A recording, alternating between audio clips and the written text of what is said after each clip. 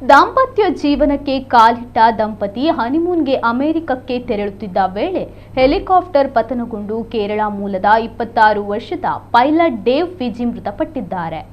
ಅವರ ಪತ್ನಿ ಜೆಸ್ನಿ ಗಂಭೀರವಾಗಿ ಗಾಯಗೊಂಡು ಆಸ್ಪತ್ರೆಗೆ ದಾಖಲಾಗಿದ್ದಾರೆ.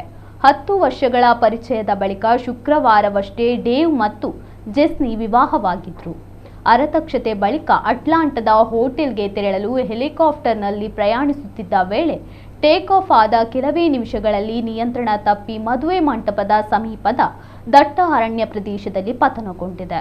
ದಟ್ಟ ಅರಣ್ಯ ಪ್ರದೇಶದಲ್ಲಿ ಅಪಘಾತ ಸಂಭವಿಸಿದ್ದರಿಂದ ರಕ್ಷಣಾ ಸಿಬ್ಬಂದಿಗೆ ಹೆಲಿಕಾಪ್ಟರ್ ಪತ್ತೆ ಹಚ್ಚುವುದು ಕಷ್ಟಕರವಾಗಿತ್ತು.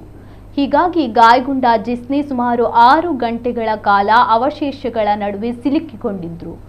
ಪ್ರಜ್ಞೆ ಬಂದಾಗ ಪತಿಯ ದೇಹವೆಲ್ಲ ರಕ್ತಸಿಕ್ತವಾಗಿ ಸಂಪೂರ್ಣ ತಣ್ಣಗಾಗಿದ್ದರಿಂದ ಅವರು ಮೃತಪಟ್ಟಿರುವುದು ಅವರಿಗೆ ಗೊತ್ತಾಗಿದೆ.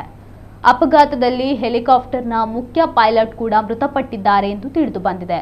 ಸದ್ಯ ಅಮೆರಿಕದ ರಾಷ್ಟ್ರೀಯ ಸಾರಿಗೆ ಸುರಕ್ಷತಾ ಮಂಡಳಿ ಘಟನೆ ಕುರಿತು ತನಿಖೆ ಆರಂಭಿಸಿದ್ದು, ಅಪಘಾತಕ್ಕೆ ನಿಖರ ಕಾರಣ ಏನೆಂಬುದನ್ನು ಪತ್ತೆ ಹಚ್ಚುತ್ತಿದೆ.